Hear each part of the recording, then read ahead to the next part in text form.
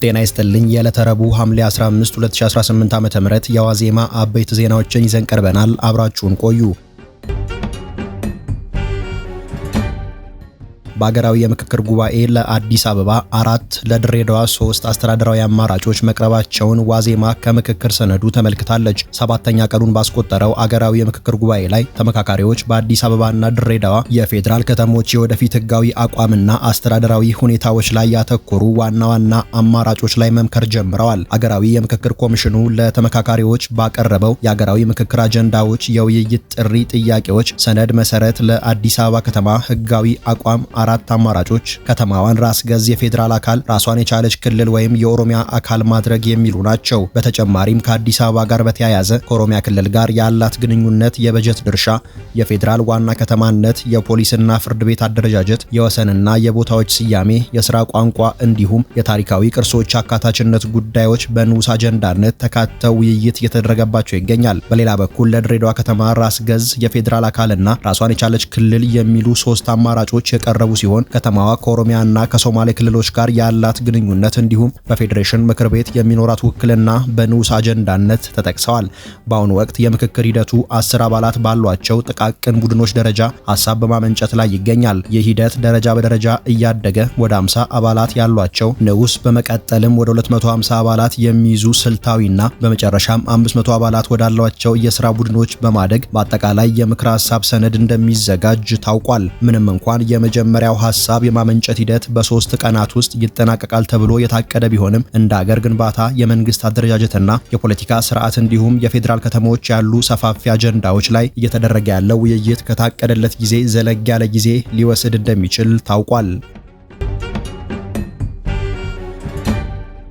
በጋምቤላ ክልል ኢታንግ ልዩ ወረዳ ውስጥ ታጣቂዎች ትላንት በአንድ ተሽከርካሪ ላይ በከፈቱት ተኩስ አንድ የኢታንግ ልዩ ወረዳ አስተዳደር ኃላፊ እንደተገደሉ ዋዜማ ሰምታለች። ታርፓም ከተባለ ከተማ ወደ ኢታንግ ከተማ ሲጓዝ በነበረ ተሽከርካሪ ላይ ታጣቂዎች በተፈጸመ ጥቃት ሌሎች 2 የመንግስት ሰራተኞች እንደቆሰሉ ምንጮች ነግረውናል። ሆኖም በጥቃቱ የተገደሉትን ኃላፊ ስምና የጥቃቱን ፈጻሚዎች ማንነት ለጊዜው እንዳላወቁ ምንጮች ገልጸዋል። በኢታንግ ከተማና አካባቢዋ በተደጋጋሚ ጎሳን መሰረት ያደረገ ግጭት እንደሚከሰትና ታጣቂዎች ጥቃት እንደሚፈጽሙ ይታወቃል።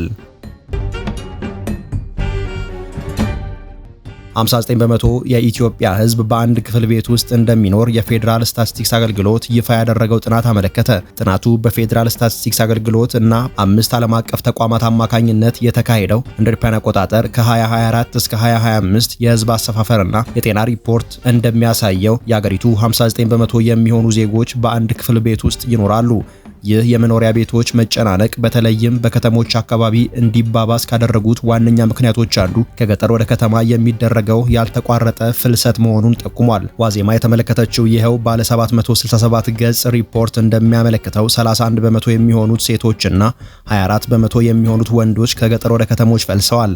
የተሻለ የስራ ዕድል፣ ትምህርትና የመሰረተ ልማት አቅርቦትን ፍለጋ የሚደረገው ይህ ፍልሰት በከተሞች የመኖሪያ ቤት አቅርቦት ላይ ከፍተኛ ጫና መፍጠሩን ተከትሎ በከተሞች 2 ክፍሎች ባሏቸው መኖሪያ ቤቶች ውስጥ የሚኖሩ ዜጎች ድርሻ 31 በመቶ ሆኖ ተመዝግቧል። በተጨማሪም 71 በመቶ የሚሆኑ ዜጎች የሚኖሩበት ስፍራ የንጹህ መጠጥ ውሃ አቅርቦት የሌለው ሲሆን ለምግብ ማብሰያነት እንደ ኤሌክትሪክና ጋዝ ያሉ ዘዴዎችን የሚጠቀሙት በአገር አቀፍ ደረጃ 11 በመቶ ናቸው ተብሏል።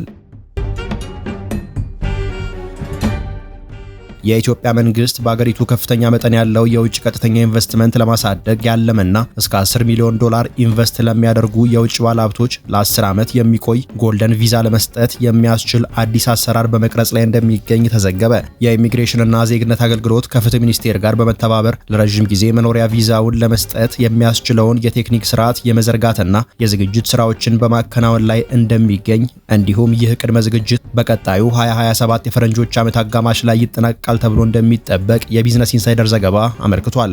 በአገሪቱ $10 ሚሊዮን እና ከዚያ በላይ ኢንቨስት የሚያደርጉ የውጭ ባለሀብቶች የ10 ዓመት የቪዛ ዕድል ተጠቃሚ እንደሚሆኑና $5 ሚሊዮን የሚያፈሱ ባለሀብቶች ደግሞ በአገሪቱ ከፍተኛ ቁጥር ያለውን የስራ ዕድል የሚፈጥሩ ከሆነ የዚሁ ፕሮግራም ተጠቃሚ መሆን እንደሚችሉ ተጠቁሟል። ሆኖም የኢትዮጵያ የታቀደው የቪዛ ፕሮግራም ለውጭ ባለሀብቶች ቋሚ መኖሪያ ወይም ዜግነት መስጠትን እንደማያካትት ተጠቅሷል። ኢትዮጵያ ለ10 ዓመት መኖሪያ ቪዛ የጠየቀችው የ$10 ሚሊዮን የባለሀብቶች የኢንቨስትመንት መጠን በአፍሪካ አህጉር ከፍተኛው እንደሆነም ተነግሯል።